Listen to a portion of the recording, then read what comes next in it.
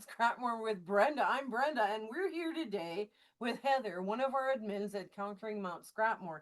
And today, she's going to teach me how to do Manx quilting.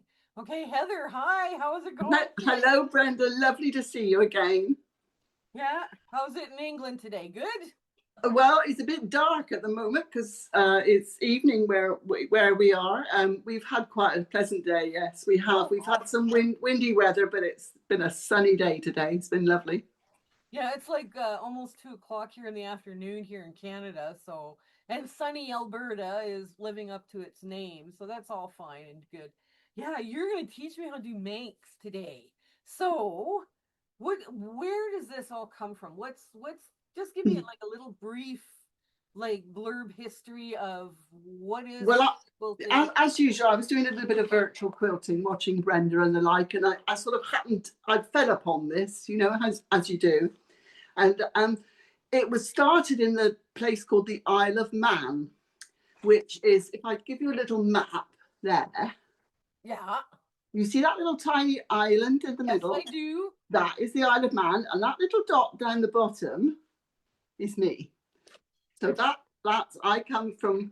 This is the British Isles. Right. Now, this is different than Great Britain. It's different than the United Kingdom.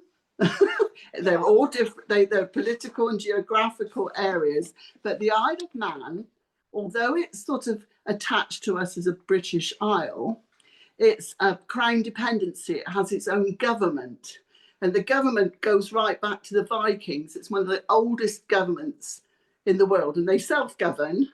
Right. And they belonged to Scotland, they belonged to Norway, they've gone back to England, they've gone back to Scotland, they've been to Ireland.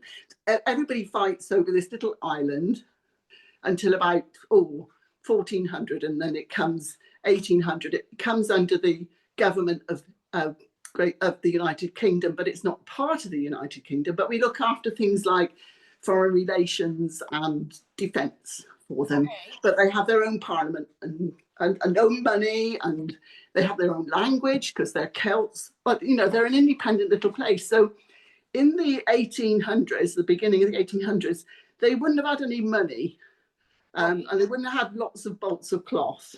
So they used to repurpose what they had, which is what our scrapping is all about. So they used to rip up pieces of cloth to make what looked like, I say looked like, log cabin, but it was called raising the roof, or the roof pattern. So that's what we're going to make today, and it's simple because they had no tools. You had something very simple. You just had a background square, some strips of fabric, and a centre square, and that's all you needed, along with your scissors, needle, and thread. Oh wow. Like, So you can put it so you can put it in a little jiffy bag and go off for the day, and you can make a whole square.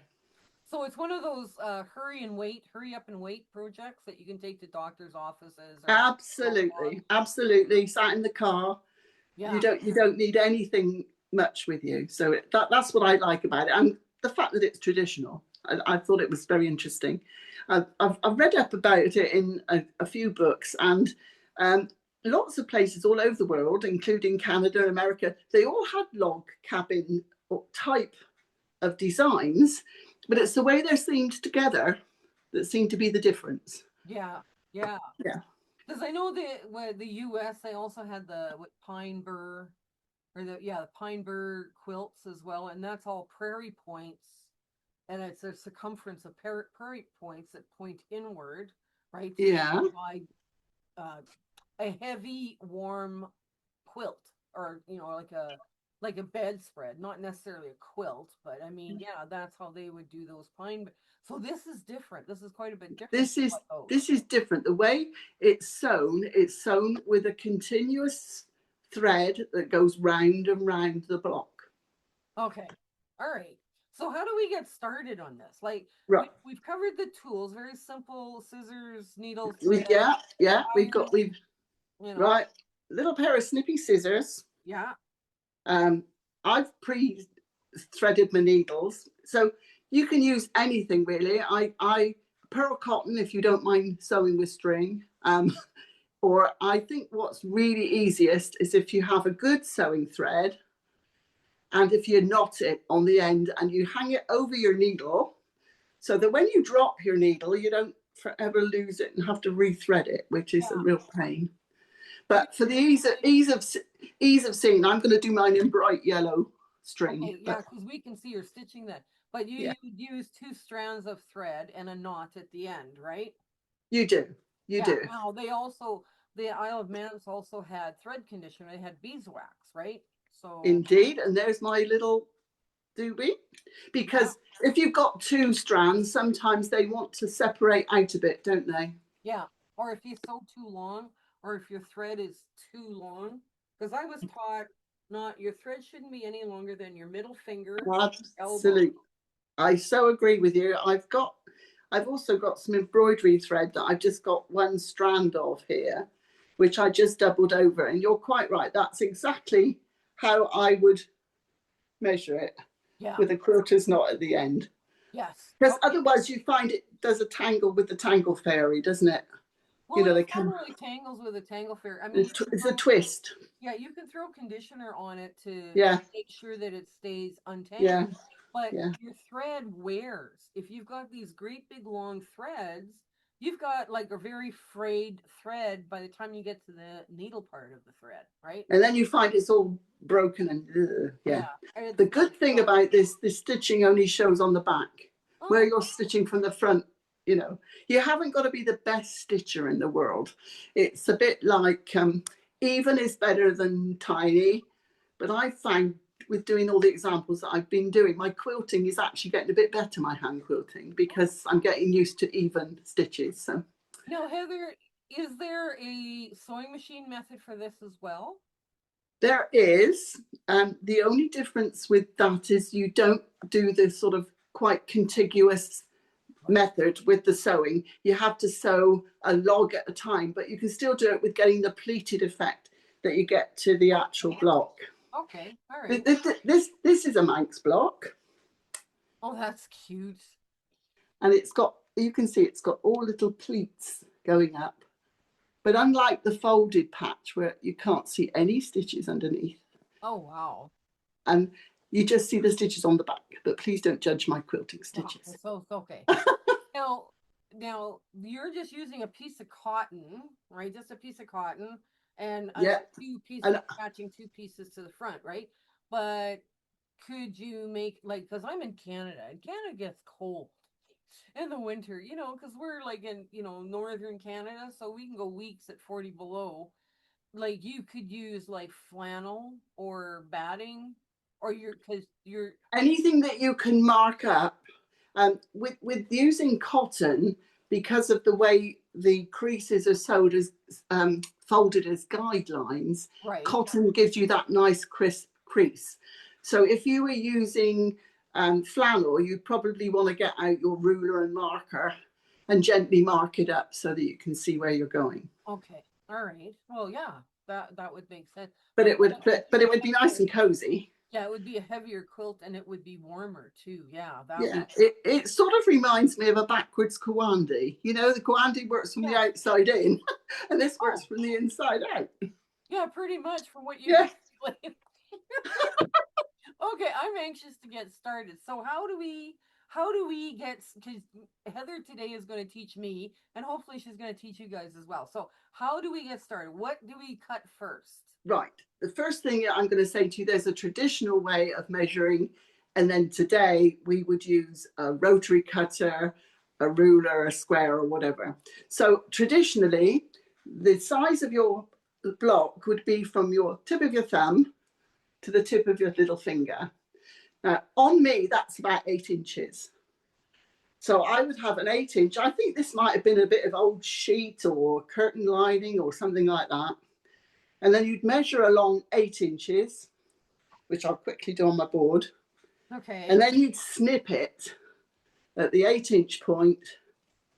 And traditionally they would have just done, oh, Okay. and you'd end up with that. But today we've got nice rotary cutters. We don't need to have frayed edges or Yeah. anything like that. And everybody's hand too is different because I have really long skinny fingers. Let Yeah, it which go. Because I'm which sitting at 9.5, 9 and a oh quarter. goodness. Because I used to play piano, right? Ah, So I have that stretch. You know, you had to stretch the full octave on the good old piano. Rachmaninoff, yeah. Yeah, so you have that.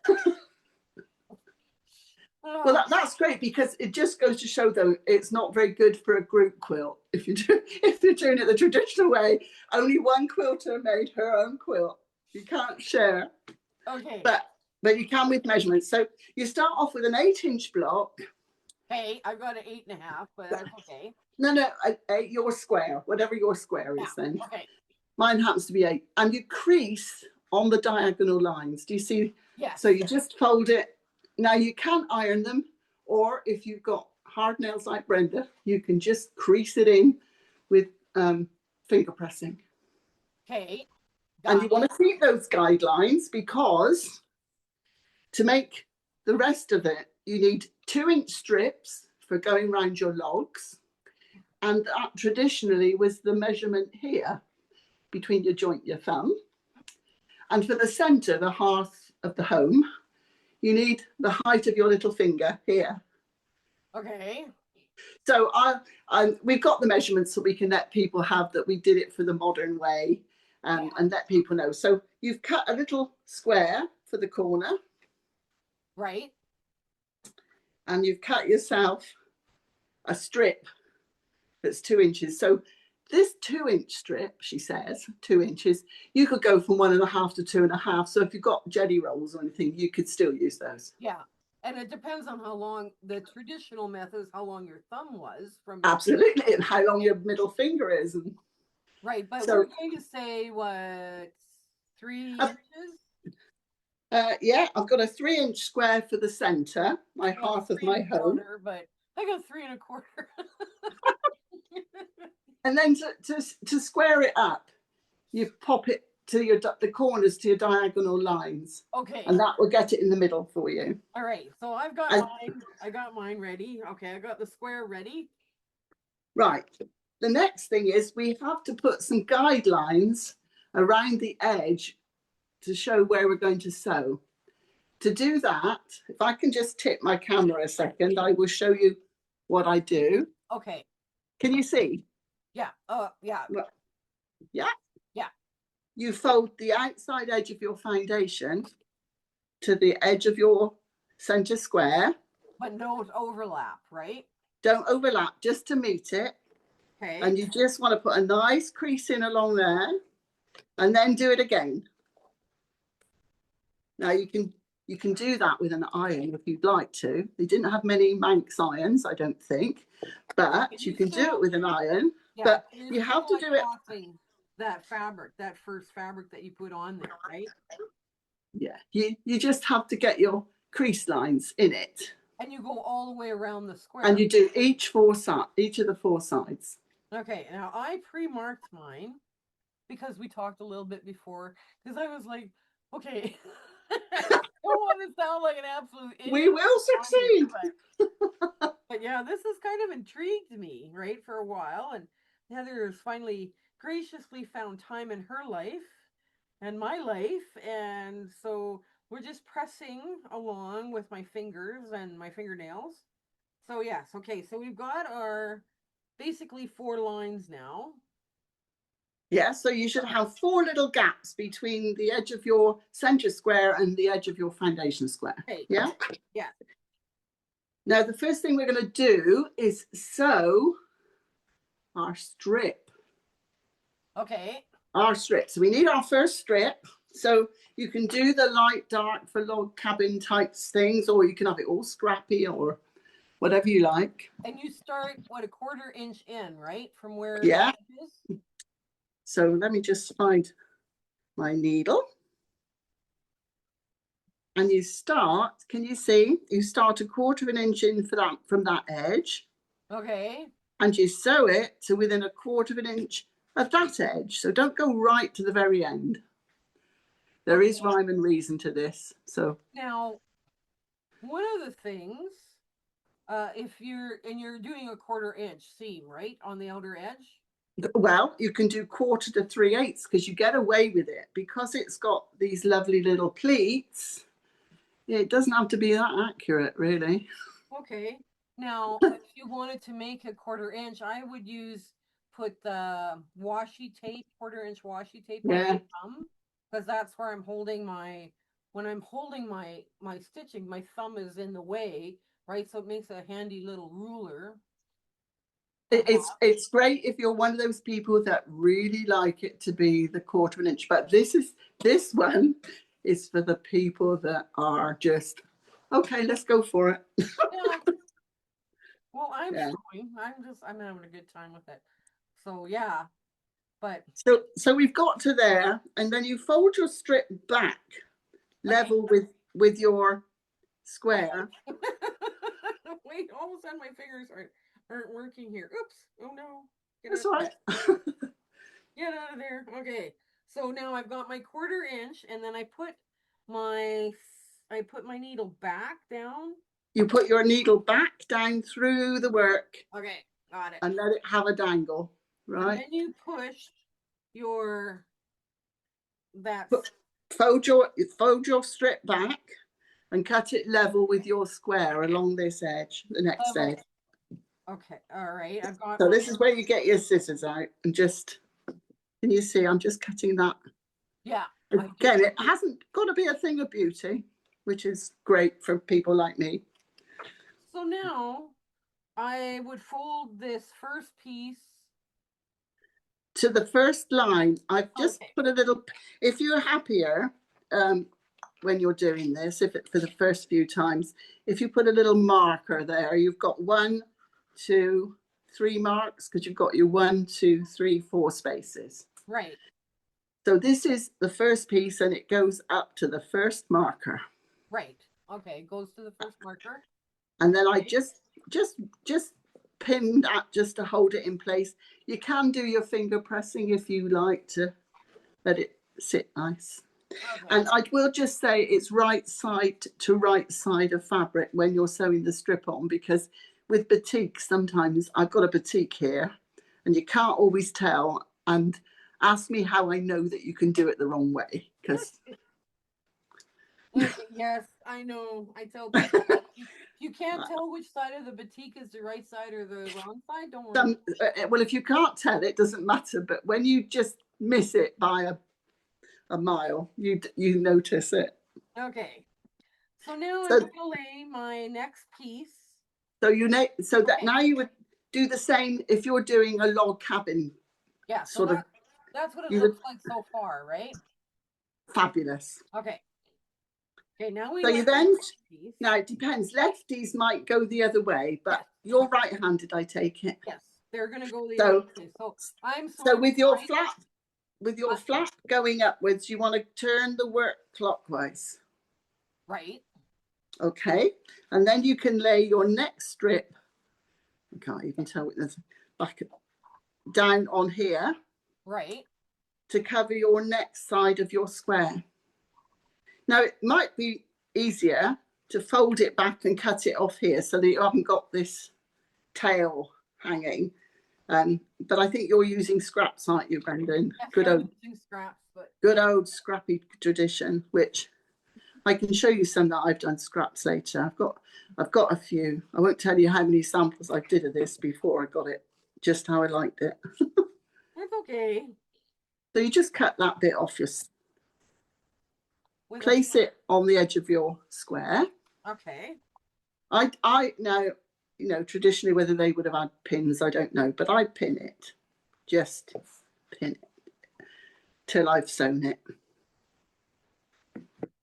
Now on the back, you've got your needle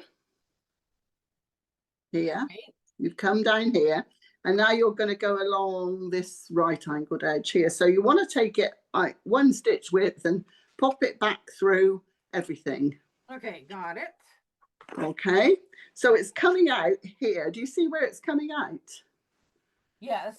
Now this is what upsets quilters, because there's this flappy bit and they're all going to worry about it, and you haven't got to worry about it, because when you come to do further layers, it's going to be stitched down.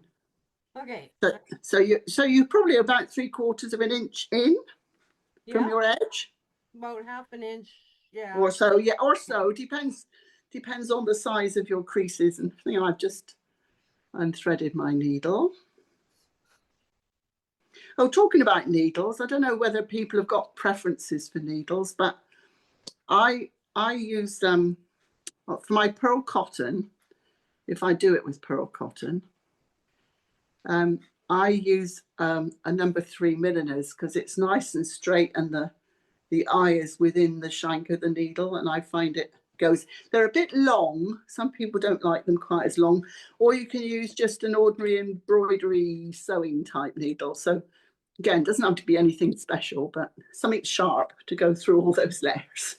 Okay, so I stop a 1/4 inch from the end on my second log, right? Well, you start from where your needle comes up, wherever that happens to be. Yeah, and then I stop a 1/4 inch from the end. Yeah. And then I drop it down again. Yeah.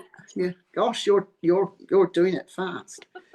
So I'm sorry. I'm going to do mine very roughly. So when you look at this back sewing, you mustn't think, oh, you can take more time. Okay, now I'm going to press that over. I'm pressing it over and folding it to the first line, right? You are. Oh, great. Okay, I'm going to show you. That's what we're doing now for the second log? Oops, the second log, right?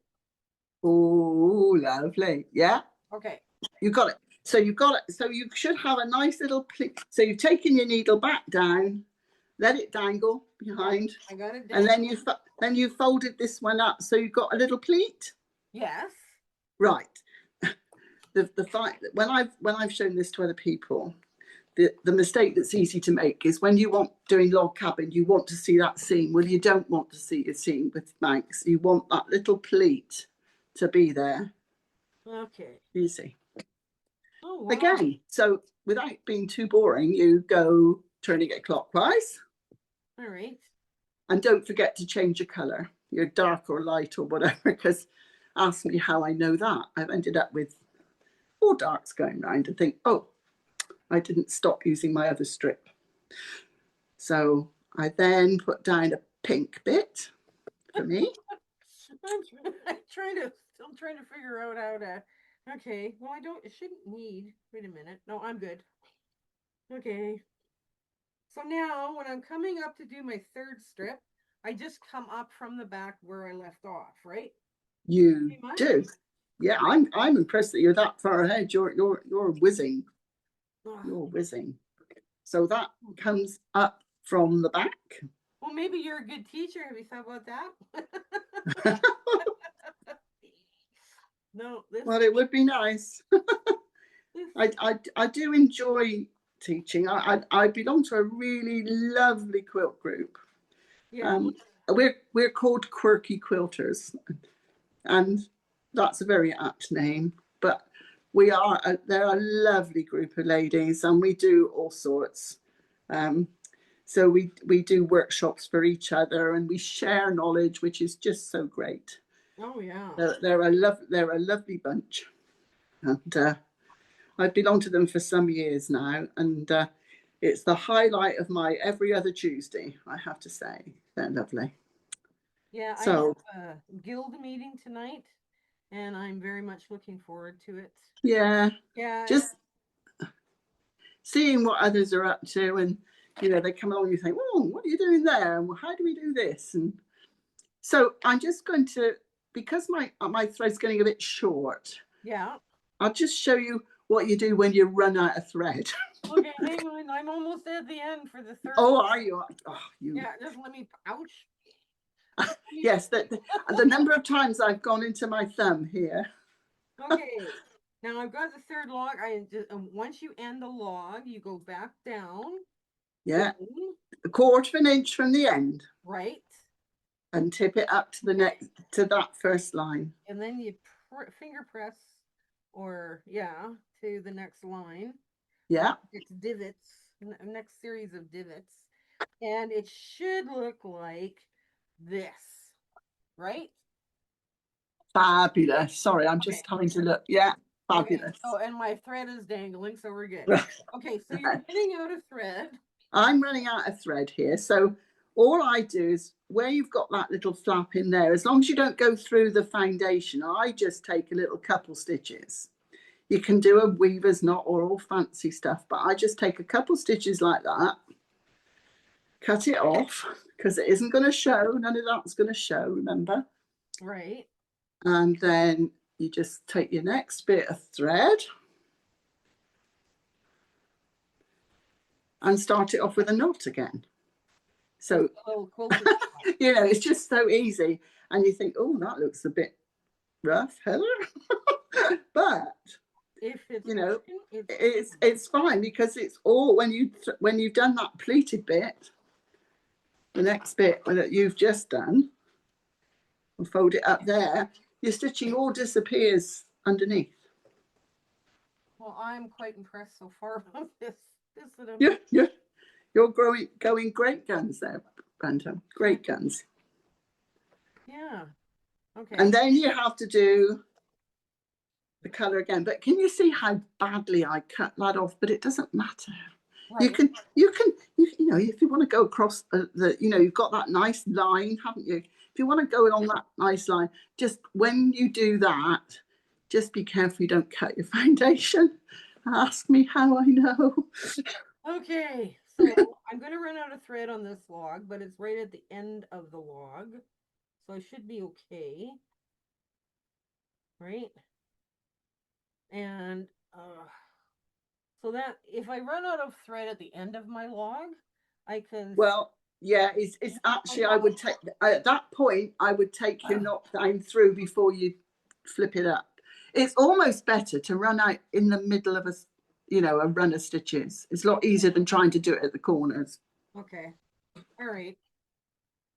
Let's see how much no, okay. Come on, lay flat, you. Lay flat. There we go. Oops. All right. Okay. So are you about to do side 4, or have you done side 4? I'm going into the home stretch on side 4. Oh, good. Good. This is actually a lot of fun, guys. Yeah, it's just bringing that thread back up to start the next log that is odd when you're doing it first. You just got to get used to that flappy bit there and not worry about it. And not worry if it's not a 1/4 inch, but you don't want it more than about 3/8 really. Okay. So in order not to end, so I want to put the knot on this side first, right? Yeah, take the knot down in the pleat, I would, before you do the flip up. Okay. So let me get this, and I do have a new piece of thread. And if you happen to get to the end and you think, oh, that isn't quite 1/4 inch, or I've gone too far, just take a tiny weeny stitch down in the corner. It really won't show. Okay. So yeah, I mean, if you don't reach the end and you're not an exact 1/4 inch from there, you might just want to think, oh, I haven't got enough for another whole stitch, but I'll just take it down through. Okay, so now you should have 4 pieces that have all gone up to the first crease. And I've got my needle now hanging off the back. Oh, and you've got your... Oh my goodness. Are you happy, Bunny? I am. This is starting to come together really nicely, actually. I'm quite impressed. I can do one of these in an hour easily. Really? Yeah. Yeah, once you get going, you can get going. Now, and you're doing a full, like, oops. What do I call it? What am I trying to say here? You're doing a full what is it? 8-inch square? Yes, you do it right to the very edge. You do 4 lots and they'll all end up nice and neat around the edge of the square. Well, somewhere my scissor has disappeared. Well, you could always do it like the Manx did it with your teeth or a knife. Oh my goodness. Yeah, well, Well, so they say. So they say. if you can't find your scissors, yeah, why not? Why not? Okay. Okay, so now Yeah. starting my second row of low volume. Uh, so you've done two darks and two lights, yeah? Okay. Yes. Two So now dark. you're going to go back to your darks, aren't you? So So I got this two is darks on, two lights. Now I'm putting on a a dark. no, So no, a so light. whatever it is you're putting it on top of here, Yeah, you've got to put another one on. right. So when I get done, yeah, I think I've got this. I think I've got this now. You sound like My Fair Lady. By George, she's got it. Yeah, maybe I do. Maybe I do. Oh my goodness. I have it. I think I've got it. Yeah, this is kind of an interesting way of coming up Seaming it, with yeah. a pattern. You could make almost anything out of this. You can make octagons and hexagons, everything. Well, I've got something I can show you later, but I just didn't want to confuse the square to start off with. But I've had a play, and I'll show you where I've got. But Okay. Okay. There we go. Oops. I mean, if anybody's used to doing sashko, they'll know what a weaver's knot is to join your threads, because all the knots show on the back of that, doesn't? So you can just do a weaver's knot if you want to join on a new piece of thread. Yeah, I managed to hide mine inside where I'm sewing. Yes, it's better. It's easier. It's much easier than trying to do it like I'm trying to do it here at the edge. Yeah. Yeah.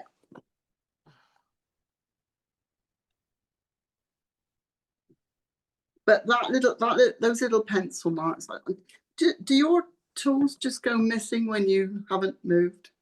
Yes. Like the scissor, that gray scissor that I normally have. Yeah, that you had just Oh, now. yeah. There it's Well, it's I gone. did have a pencil just now. Mine's Oh gone. well. Okay. There. Let me find a pen. Well, this has been, yeah. I'm Well surprised how well it's done. going, You're doing a very whizzy job there. So what I would then do is I'd mark my next, probably, oh, if my marker pen hadn't run out. What have I got in here? Right, this is a air erasable pen, so it will go. So you then mark your next row of creases. So then you're not going to be going up to your second row. So I mark them. There. Okay. So I got Okay. that. Now I do another low volume. And it doesn't matter if you start with lights or darks or darks or light, but I would think you'd want to be consistent if you were going to put them into a quilt. Because the great thing about these is you can either sash them together with a like a the 1 inch strip where they disappear into the seam, or you can quilt as you go, which is Yeah. probably. Okay. Now I'm just going to put this in here, just like so. What is there? What is there behind? Oh, let's get that out of the way. Okay. And ta-da. Okay. That's okay. Bring the needle to the front now that you got a new log. Yeah, Yeah. Oh my goodness. Come on. you're on a roll, aren't you? I am. I am. I think this is really cool. I think I like it because it's different. I just think whoever thought this out, somebody who didn't have very much at all in the way of sewing implements, and they Yeah. just thought, I'm going to make the best of what I've got and get on with it. And just clever, And just you think clever. too, if they're ripping their fabric, I mean, a lot of modern quilters, oh my gosh, you're ripping fabric. Yeah, you still rip fabric to get straight a grain. Yeah, all of these pieces would be on the straight of grain if they're ripped. yeah. Yeah, it's like, Must make a lot of difference if it is. But you know, and you can do them in patterns. You can do, you know, all darks and then a ring of all lights. And I've seen lots of different anything you can do with a log cabin layout, really, you can do with this. Except, it's just one exception.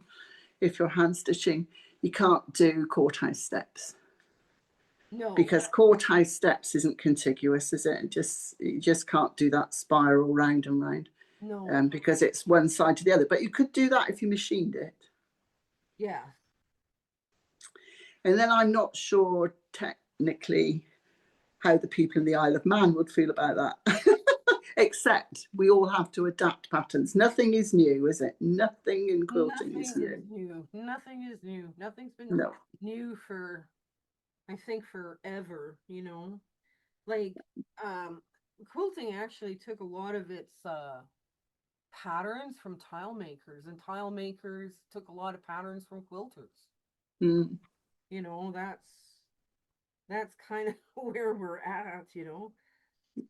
And, you know, and it migrated. You know, it migrated around the world. Apparently, a lot of the people in the Isle of Man, they they emigrated to Cleveland, Ohio. So you might actually, in that area, neck of the woods, you might actually find similar techniques going on there that have floated across the ocean. It didn't actually float across the Irish Sea to England or Scotland or Ireland, but and I think the very old Manx quilts are few and far between. There's a museum, I believe, in the Isle of Man that will show you how to do this. There's a lady there who demonstrates it beautifully. I think I'm on another piece of, let's see, block, I guess. Yeah, block. Right, and if you're happy, I'm just keeping it down where I'm showing you where I'm going, which is exactly where I think you're going as well. But Yeah, I'm yeah, I'm busy here with this trying to put it all together. I'm getting my second rounds on. And I got a beautiful little poppy fabric. I think this would be I'm going to have another look and see what you're up to. this is really coming together as a fun, scrappy project for me. I know you're doing more of a I can show you. I'm doing a bit of an organized scrappy because I find out that I can do curvy Manx. You know, like the curvy like log cabins are when the hearth square is offset, yeah, where you have wide strips and narrow strips to yeah. make up the square. So I've been having a go at some curvy, and I'm attempting to make. Hopefully, it's for my granddaughter if she likes it. That's if she's still into pink by the time I've finished it, because you never know, do you? No, you never know. You might have, you know, worked hours and hours by hand, but I find out that if I put 4 blocks together of curvy, I can end up with either a clamshell or an apple core. Yeah, So how you lay them out. That's right. yeah, Or you so can I'm end up doing with an balls. You can end up with balls yeah, or that peaked. Like depends on where you put your color. absolutely. I've just had I had a real play, and in the end, I decided apple core was going to be the one. So by putting 4 of these blocks together, this size, I find that if I do 2 colours, you know, a pink, a plain pink and a floral pink, shall I say, the other side, each set of 4 requires exactly a fat quarter with very little left over. Oh wow. So I've all my pinky florals that, you know, not everybody's cup of tea these days, but um, all those pinky florals I'm using up to make these apple cores, which I'll show you. When we let's keep on the straight and narrow for a square at the moment because Don't make it too complicated for me here just yet. No. Okay. Well, So the thing is, Brenda, bless you, you're doing it live, and everybody else will be able to pause us and think, what did they do there?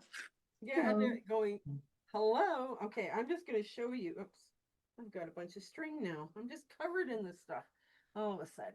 Okay, let me put this up out of the way. Press this down with my finger. Then I'm gonna show you what I'm doing next. Oops, okay. And I put this here, right there, because that's where it's going to be. Okay, so I've got another, so my next log is here. Oh, It's happy going to that, be yeah, black. yeah. Okay, and my string So, is dangling. so you've got two. Hang on, you've got two darks, Yeah, I've got four two rounds of long dark and logs. one round. Oh, Yeah, you've got two of each. yeah, You that's, need one more dark log down yeah, there. this Yeah, is going here. Now, yeah, wonderful. okay, now. Oh my goodness, this is fun. I've been enjoying this. This is great. I Great almost think, idea. I almost think as if I could just sort of have a bit of a rest now and have a bit of a, you know, quiet time while you get on with it. You're doing grand job, I grand am. job. Thank You you. are. Thank you. You're a good teacher. Well, I'm not surprised though at all. I'm not at all surprised. Oh, okay. I keep losing my bits and pieces though. Huh, all right.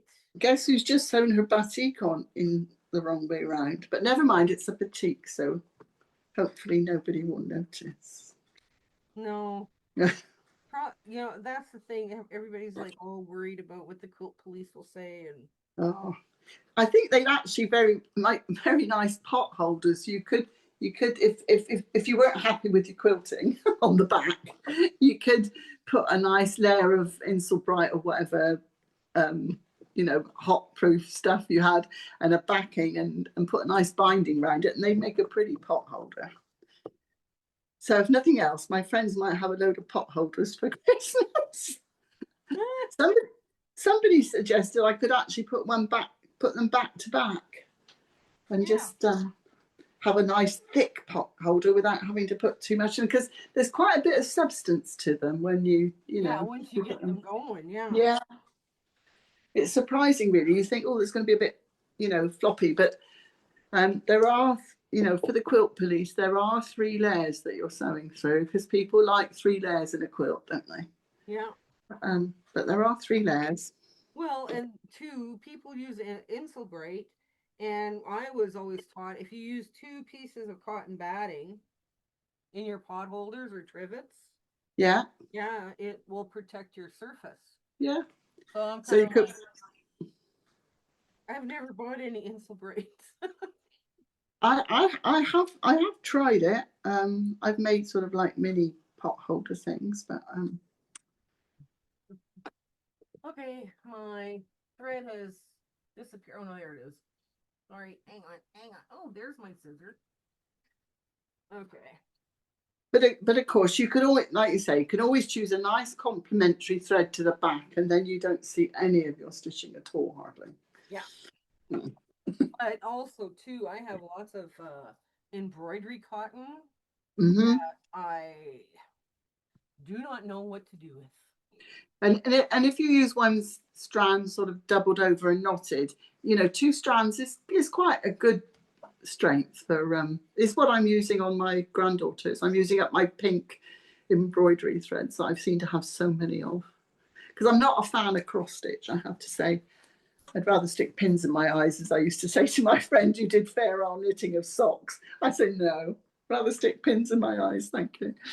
But so I have got quite a lot of threads, but I like doing, as you can see, I like doing my crazy. So Oh yeah, but those crazy quilts are just like wow. well, yeah, but they're sort of sit and do and put them away and sit and do and Yeah. I this one's made from all clothes from our family, weddings and special occasions, and oh they very were just cool. hanging in a wardrobe and got cut up. Okay, I'm gonna string two How are together. you doing?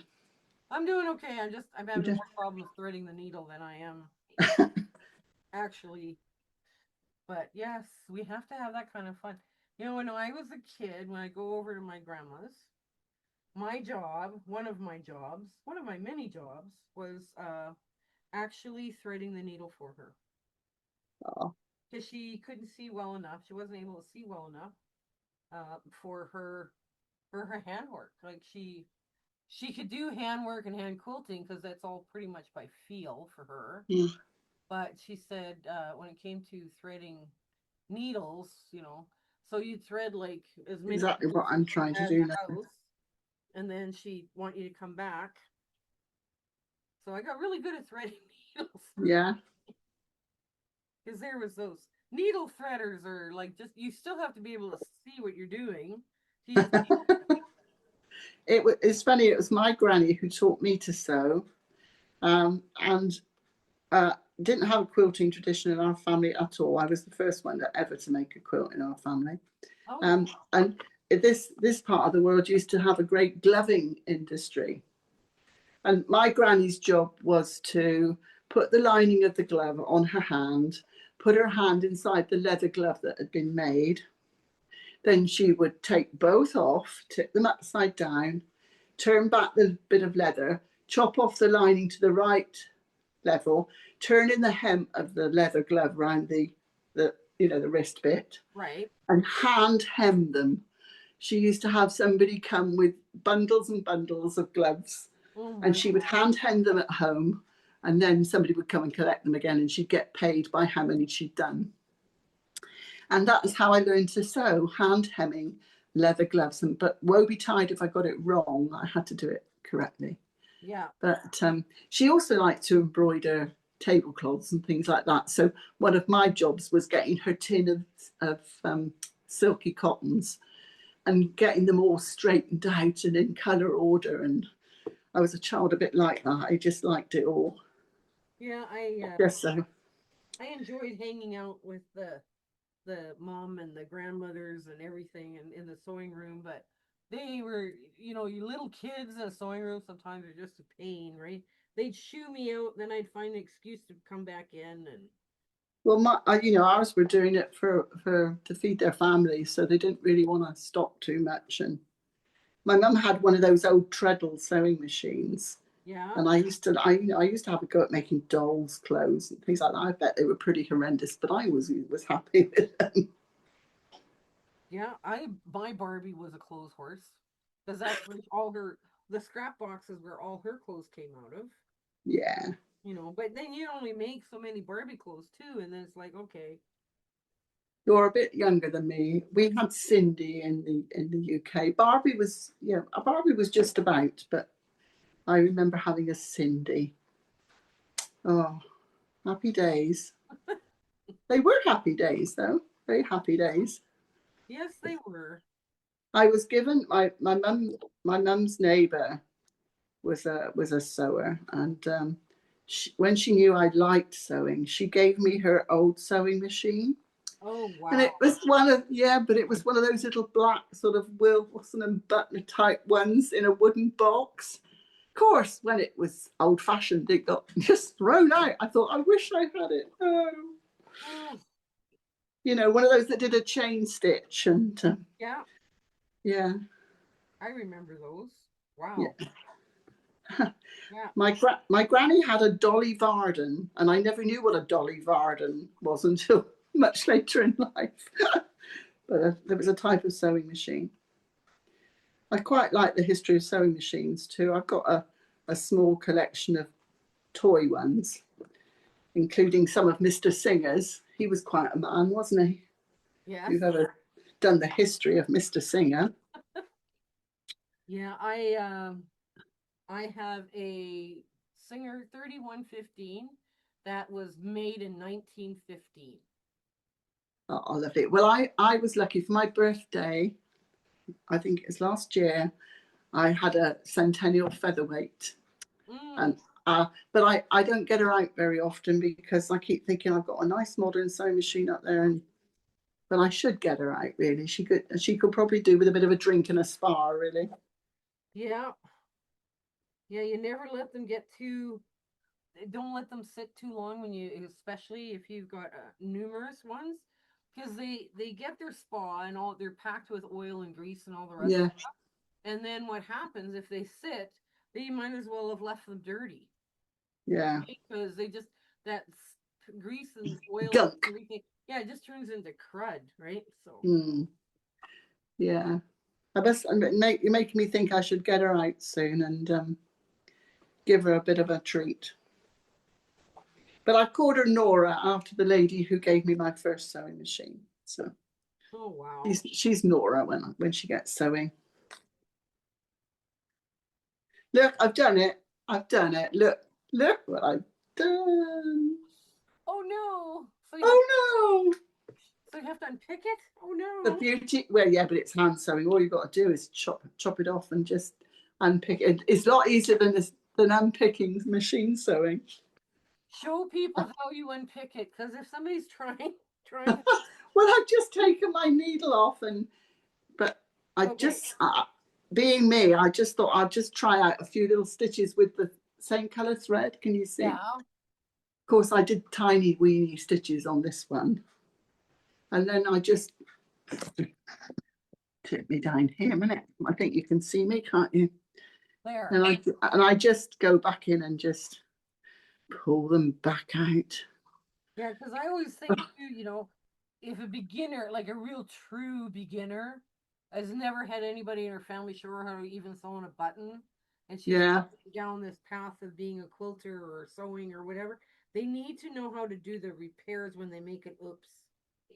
absolutely. Because if they So here don't, I go. yeah, if they don't, they've spent an awful lot of money for it to end up in the corner in frustration, right? And when you begin, Absolutely. when you're a beginner, you make, oh my gosh, so many errors. It's kind of sad actually, but Well, it just goes to show you can easily make mistakes. yeah, yes, you can. It's because we're talking about Granny. I expect she's up there saying, "Now you've done that wrong. You've got to unpick it and do it again." Yeah, Yeah. that's okay. There we go. Now, Sorry. I push this forward. Okay, I got to cut more fabric. I need more 2-inch strips. Oh, that's all right. Okay, give it a spin. And we get some more fabric in here. Oh, what is this?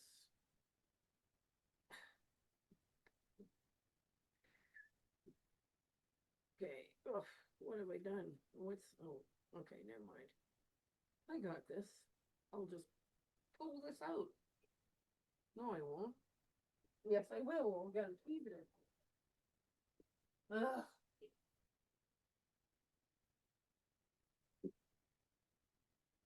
I don't know why I do this to myself. I just torture myself with this kind of stuff.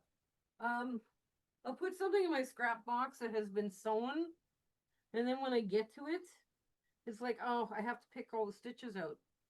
Well, why didn't you do that before you threw it into the scrap box? It would have been Okay. made so much more sense, but no. Isn't life too short to unpick a scrap, Brenda, or not? I know. I know. I know. We do it all the time, don't we? Right. Okay, there we go. Get Right. you. Let's try it with the correct colour this time. Why is that all loose? Oh, I need. Oh, a pin here. Oh, I have no pins anymore in anything. Okay.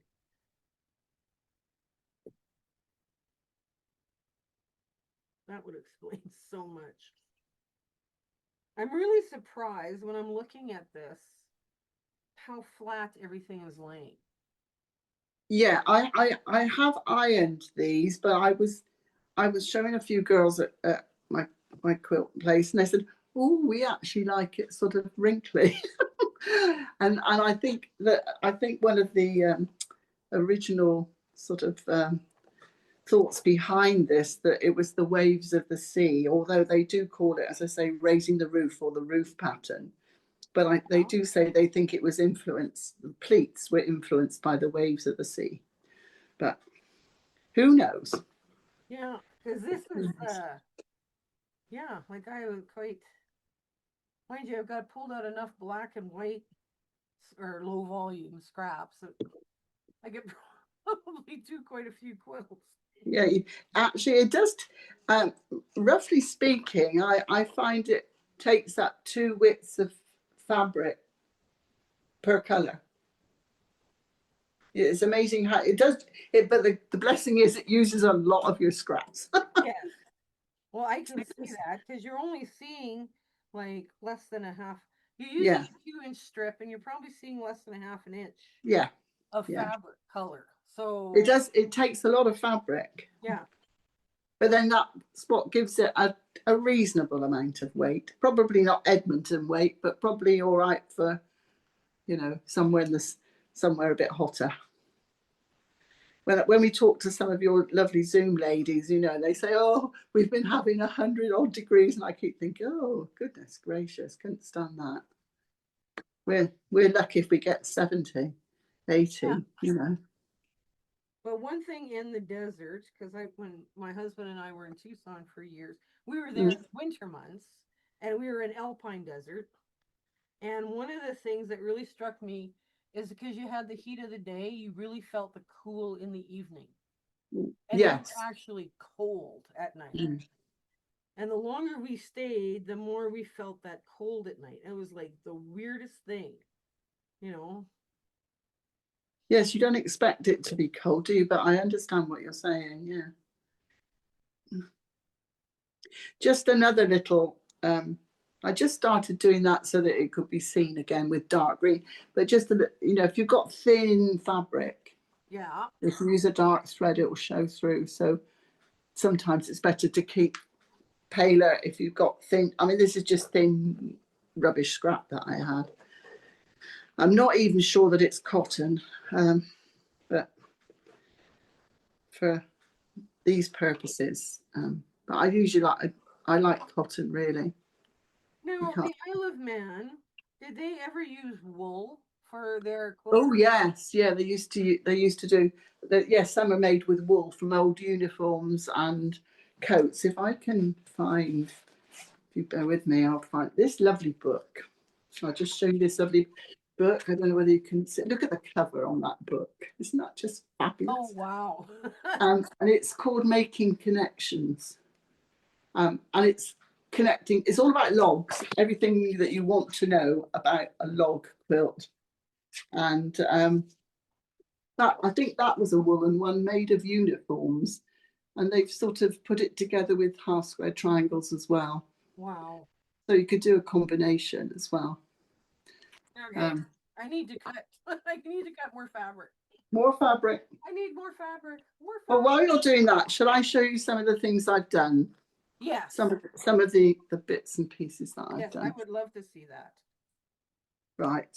Well, this is where I started off just with, you know, I don't like the fabrics very much, but you can see the light and dark, can't you? Yeah.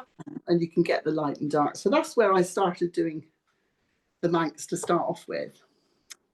And then I thought, oh well, I'll make it a little bit scrappier and do that one was all scrappy. That one was all scrappy. Every single one was a different fabric. Oh, yeah. This one I did sort of in twos, like so I did it each L, as it were, in a fabric.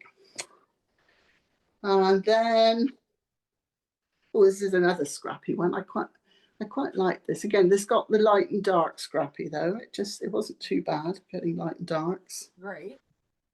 Um, so I got a bit carried away with some of those, and then I thought, well, let's have it so that I could do each side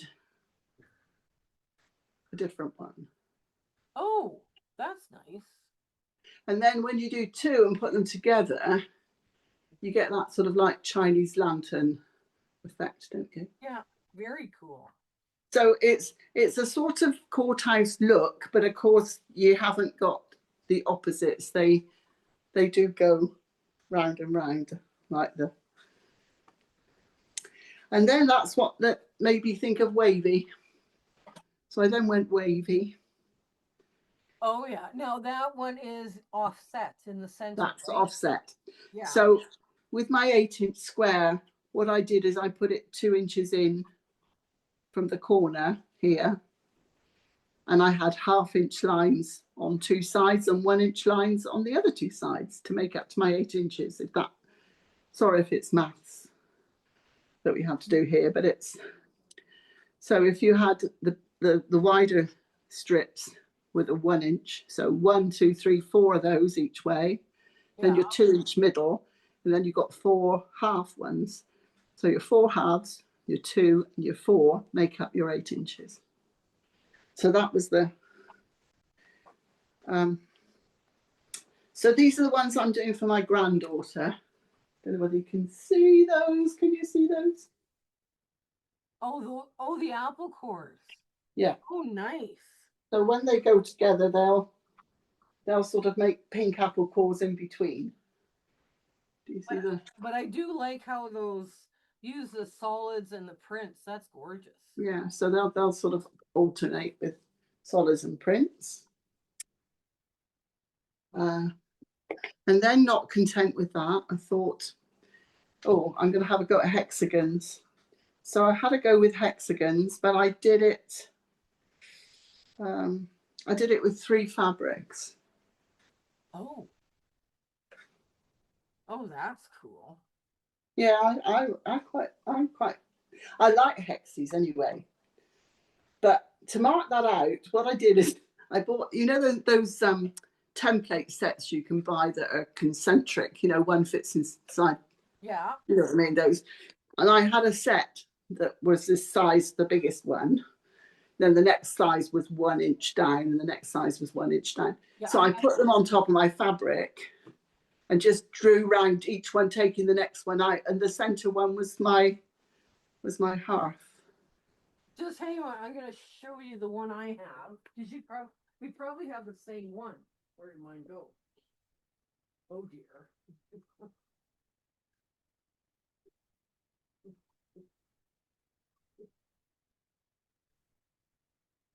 Ah.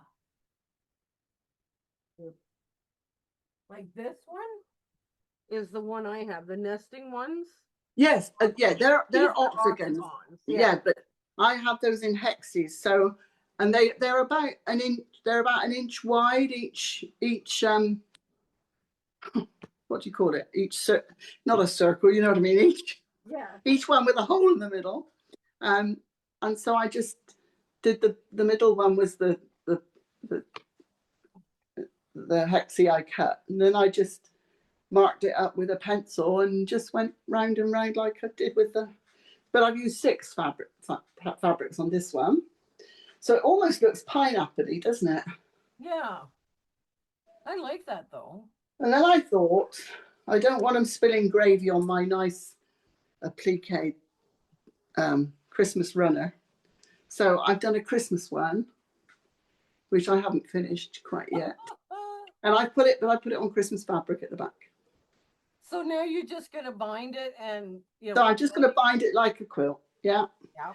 They can spill the gravy on that, no problem. I just think it might make a nice set of table mats, but whether I want to do a set of, how many have I got?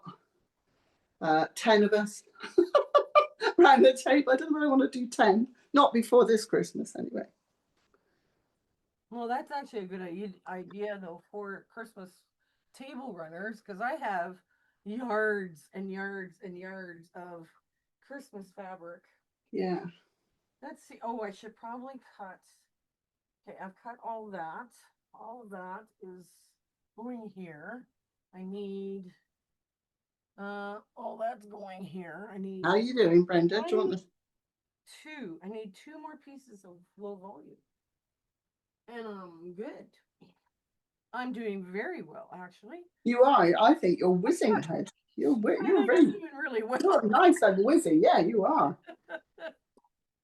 No. I'm sure they won't mind me saying, but I asked 2 of my sewing ladies, a little group I go to on a Friday, do you mind being guinea pigs? May I show you how to do this? Because I said, I've got to show somebody who's really good at sewing how to do this. And, oh, You should have seen the. Honestly, we were fit to burst with laughing. Really, the things weren't folded back before the next log went on. They were folded back too far. They were so. Always keep an eye on your pupils. Yes. When I worked for the federal government, I taught. Yeah, I would yeah, part of my job was teaching, and yeah, it's just yeah. I did a course to teach people in adult education because yeah. I got made redundant, and my a friend of mine, we used to make fabric boxes, sewn fabric boxes. And we used to run little classes at the local education centres. And you had to have this qualification. So she said, "Oh, come on, let's go to college and learn how to teach properly." So off we went. But it was fun. It was fun. Okay, how do Yeah. I?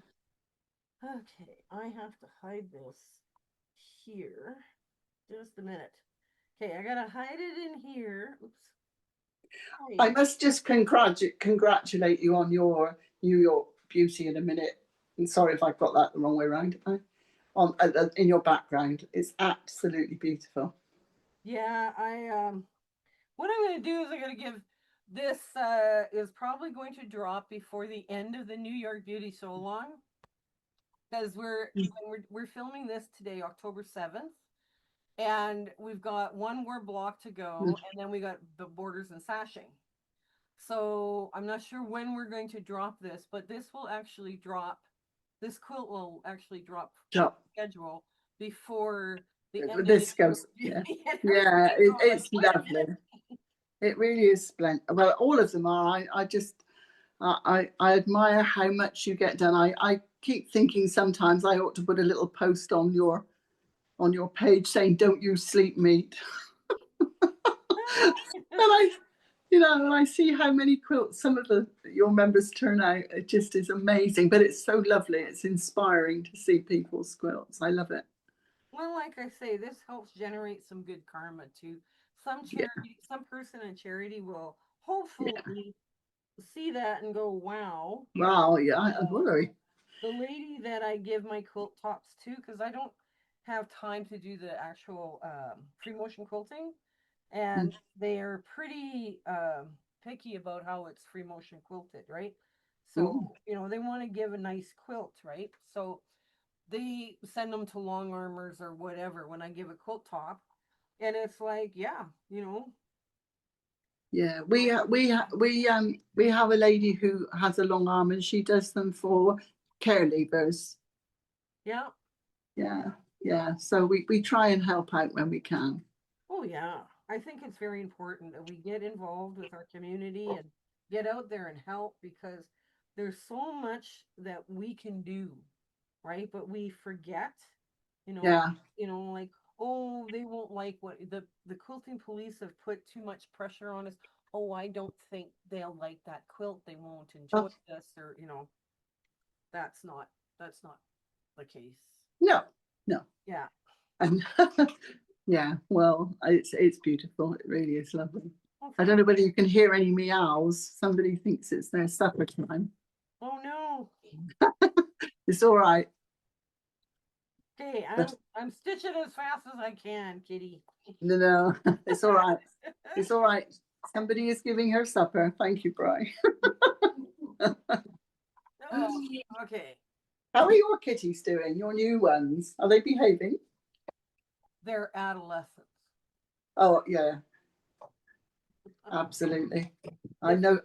Well, we had ours when she was, oh, I'm just trying to think, was she a couple of years old? So that was good. She'd sort of just about come out the teenage stage, although she's a very laid back cat. She's not a wild cat. yeah. Um, but no, she's very laid back. She sleeps and eats and comes and sees us when it's supper time. Oh, which it is. It's nearly 10 o'clock.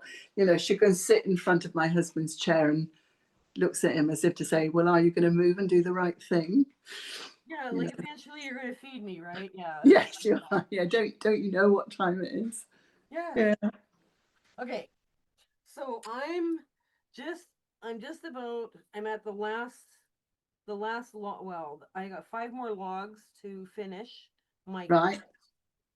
My Can I just explain something about the very last log though? yes, please. The very last log, which on this one is the dark blue one.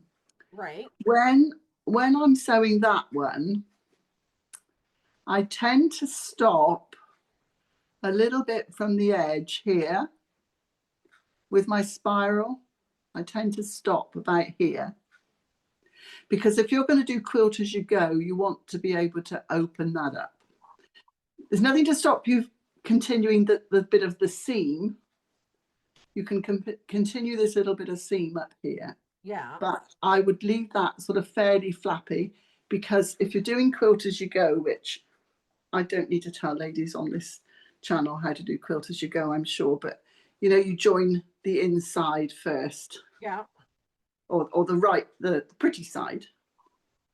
And if you want to take a 1/2 inch seam instead of a 1/4 inch seam, if you are going to hand stitch them, of course you've got your 1/2 inch marker all the way down through here, more or less. Right. You can just follow that as a straight seam, which helps. But you can machine these together, and then you do the usual thing of folding over the back and tucking it in and slipping it down as and I'm sure Quilt as you go is somewhere on Brenda's lovely channel for you to look that up. I have not done a quilted. Well, I have only done very few quilts as quilt as you go, Mm, and I know it's an easier method, but so people think, oh, I'll just do it quilt as you go, and I won't have all that weight. You do have to have all the weight is in play at some point in your quilting, and they get this thing into two very large halves, and they're like, I have to take a nap in between seams. Well, yeah, because you're now yeah, with all of the weight, and you're not used to it, right? And you could end up hurting yourself quite seriously. yeah.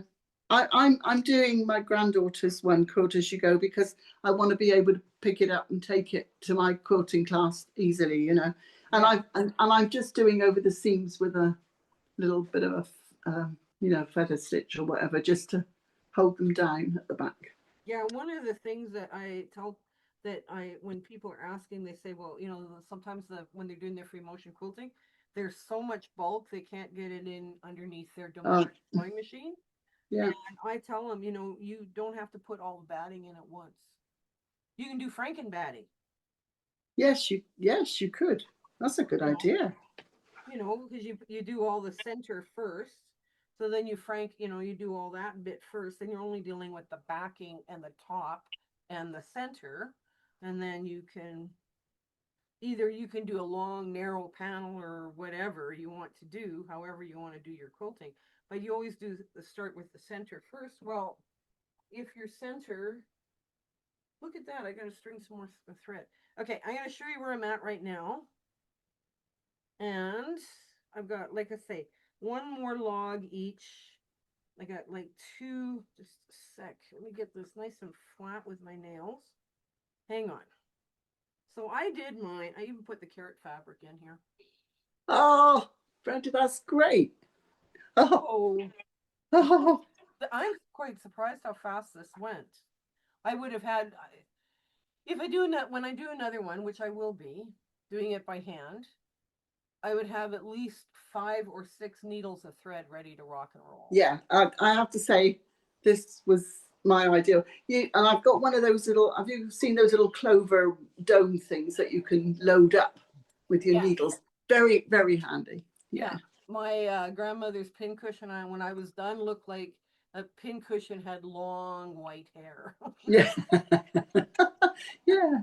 Yeah, but So it anyway, does. It helps you tighten in the long run, doesn't it? yeah. Oh well, So this I'm is what so my back looks like. I'm quite surprised how flat this is all laying. yeah. Right? It's not. It doesn't go up and down, does it? As much as you think it's going to. Whether you would want to, you could pad that middle square if you wanted to make it lift up a little bit more, but I don't know whether it's necessary really. Well, like I say, I cut my middle square like just 3.5 inches, right? Because I like 3 1/4 or something, and I didn't know what part of the joint you were. But yeah, this actually went along I'm quite surprised how flat it is laying, right? Yeah. I mean, other it needs a good pressing. But also remember, this is the first time I mean, you'd whiz through another one. Oh You'd yeah. absolutely, yeah, So yeah, I was quite surprised how fast this came together. That was really impressive. And you're right, because you're like half an inch of undone, whatever here. yeah, But the yeah. next log just closes it up. So No, yeah. that's the bit you have to get used to, isn't it? Poking that needle down and then letting it come up Yeah, that was part the way along the hardest seam. part. Yeah, I think so. But yeah, But, I'm going to keep doing this after we're gone just to finish it up. And I've got some fun, speckly fabric and some crazy bright fabric for my blacks. And I got to go find, a crazy neutral and another crazy neutral to go on the outside edge. And I'm going to try and post this picture here. well, I do hope it gives people the idea that they'll have a go, even if they only end up with a pot holder and not a quilt. I just think it's just a different technique. And it's just something a bit different, isn't it? What I am going to do is I'm going to try and modernize this because this technique is really good scrap buster, right? I was really surprised how many How scraps much? Yeah. into this already, and I've only done the one block.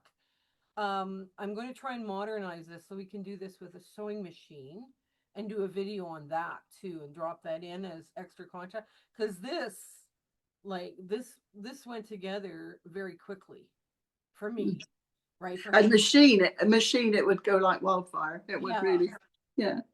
And you would have all sorts of just lovely little things going on. I think the biggest thing was setting up your backing with the folding. Yeah. That was key. That was But key to success on this. the other thing is when you've got it done by measurement, 8-inch block, 2-inch, and all the rest of it, and you can work out how wide those creases are apart, you can actually write a cutting list down for yourself, which is what I've done for my granddaughter's quilt. Do your cutting list, have a pile that are all in the right order at the right length, and you'd be amazed how quick you just pick up one and put it on, and not have to do this putting down, measuring, cutting it Yeah. all. Or if you're dealing with a big pile of scraps that you don't Yes, know what to do with, hello, you make a scrappy log cabin. yeah, and you just put them all in. They're this length or this length or this length, and of course you could just keep going round and round. My next little squirrel going round in my head is to have a go at doing a bigger piece like a Kawandi type size, and starting in the middle and doing it round and round so that my quilting will show on the back.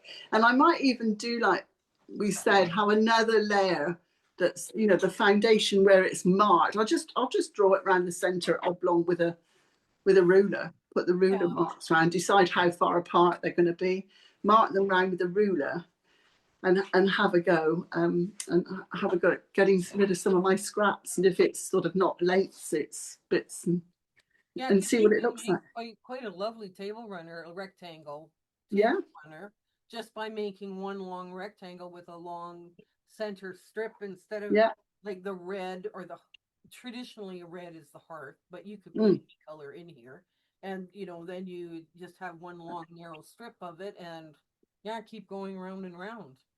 Well, I've actually joined together some of my swappy bits that I had. That if you put that down through the centre of your table runner and then went round and round with scraps, you could make a nice rectangle, couldn't you? Yeah. And if you So it's on the put list. like two layers of batting in between this and your backing and did it on a sewing machine, you would have something where you could put hot pots or hot bowls on, like a And trim, and and then the thickness of getting a needle through it wouldn't be an issue at all. because you're just doing it as a sewing machine. I really like this idea. Heather, I want to thank you for actually coming and doing this today with me. I've enjoyed myself Oh, it's thoroughly. been an absolute pleasure. My Have pleasure. some more fun doing this today. But yeah, I'm sorry, I still got a little bit of my cold left. But yeah, I've actually enjoyed this very, very much. And And I it's hope the lovely to speak viewers with give you. this, I hope the viewers give this a try too, because it is an excellent scrap buster. It really, truly is. I'm very impressed at how fast and easy this is. So, Well, I think you've done a wonderful job. Wonderful job. If you've never tried it before, it's worth having a go. yes, very much, very much. And yeah, I just love this idea. And it's a part of history too, Yes, you know, indeed. from It's tradition. It's some tradition. So, yeah, that I've just loved looking into it. I just really have enjoyed. now, Heather, just to Like, wrap up, are there any final words of wisdom or wit or, like that you would like to add on this presentation on Manx quilting? Is there anything you would personal tips, tricks? right. Just remember that you have to fold it back to the next mark and not just fold it in half. That was one of the tips. That is a different technique altogether. Folded, and you'll see your stitches if that's what you end up doing. So remember to go back to that marker. Don't if you're going to iron your creases in, don't iron the other creases you just put in. Don't iron them out again because that's easy done. Um, and just have fun with it. Really, don't take it too seriously. Just sit down and think, oh, I'm going to do that today, and have a go. And if it is for you, fabulous. You'll enjoy it. But if it isn't for you, you think, oh, I've had a go and I've got a pot over. So Yeah, that's it's right. never wasted. Time learning something is never wasted, and you're never too old to learn something. Yeah, and you can have so much fun, just putting embroidery. I'm sorry. Embroidery stitches around the pleats if you didn't like the pleats. Yeah, Just embroidery stitch them down like with feather stitches or whatever fancy yeah. You could stitching up. whatever you fancy doing. Oh wow, Yeah, yeah. These are really enjoy. cool. Enjoy. And I'm glad we both got a mauve top on this evening. Yes, we got the mauve memo. We did. We had the mauve memo. We did. Okay, you guys take care. Yeah, Safe bye. out. Take care. Lovely to speak Bye. to you. Bye. My husband and I would like to thank you for all of your support and watching our videos and sharing and liking. It has just been, you've put us on such an amazing journey and we are having so much fun. I hope everything is going so well in your life and your quarter inch is perfect. Everything is working out for you. And we're just so happy to be part of your life and you having, like I say, you're watching us. I was just so thrilled that you're doing that. So I want to say goodbye and I want to thank you with all my heart. Okay, take care. Bye.